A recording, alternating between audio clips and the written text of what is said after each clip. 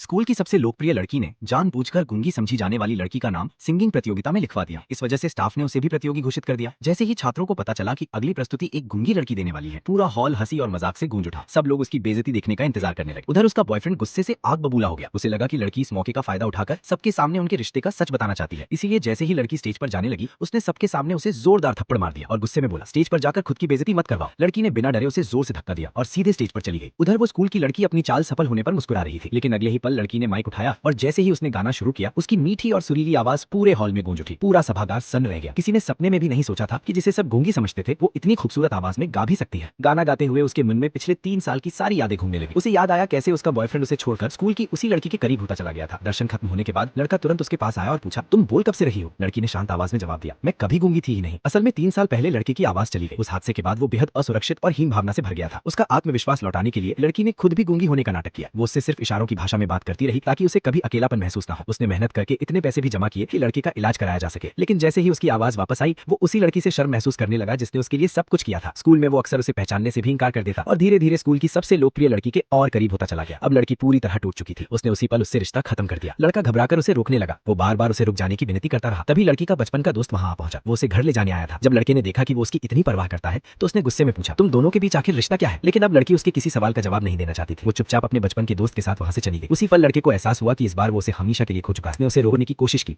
यहाँ तक कि उसकी कार के पीछे भी भागा कि नहीं, लेकिन बार भी मुड़कर उसकी तरफ नहीं देखा। घर लौटते ही लड़की ने उसके साथ बिताए हर पल की तस्वीरें जला दी। तभी उसका बचपन का दोस्त उसके पास आया। उसने हिम्मत जुटाकर अपने दिल की बात कह दी। वो बोला, कई सालों से तुमसे प्यार करता हूँ। जब तुम अकेली हो, अगर चाहो मौका दे सकती हो।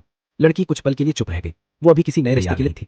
ये समझकर उसके दोस्त ने अपनी जेब से निकाली हुई सगाई की अंगूठी वापस रख दी और मुस्कुराकर बोला, जब तुम्हारा दिल तैयार हो जाए तब जवाब दे देना। अगले दिन लड़के ने पूरे शहर में लड़की की गुमशुदगी के पोस्टर लगवा दिए। वो हर हाल में उसे वापस लाना चाहता था, लेकिन क्योंकि उसने एक दिन पहले सबके सामने लड़की को थप्पड़ मारा था, इसीलिए सारे सहपाठी सच्चाई जानते थे। किसी ने उसकी मदद नहीं की। उल्टा सबने उसे खरी खोटी सुनाई और उसके गलत व्यवहार के लिए उसे सबक भी सिखाया। स्कूल की वही लड़की उसे बचाने दौड़ी, लेकिन नतीजा ये हुआ कि दोनों को ही पूरी क्लास ने नजरअंदाज करना शुरू कर दिया। उसी समय लड़की स्कूल वापस आई। उसे सिर्फ अपना ट्रांसफर पूरा करना था। जब लड़के ने उसे उसके बचपन के दोस्त के साथ देखा, तो वो गुस्से में उनके पास पहुंचा और बोला, मुझसे ब्रेकअप करने का तुम्हें बहुत पछतावा होगा। इतना कहकर उसने स्कूल की उस लड़की को अपने गले लगा लिया और वहां से चला गया। ये सब देखकर लड़की ने बस एक गहरी सांस ली। सांस हो गया कि अब उसका दिल अतीत से पूरी तरह आगे बढ़ चुका है। अपने बचपन के दोस्त से सगाई के लिए हाँ कह दी।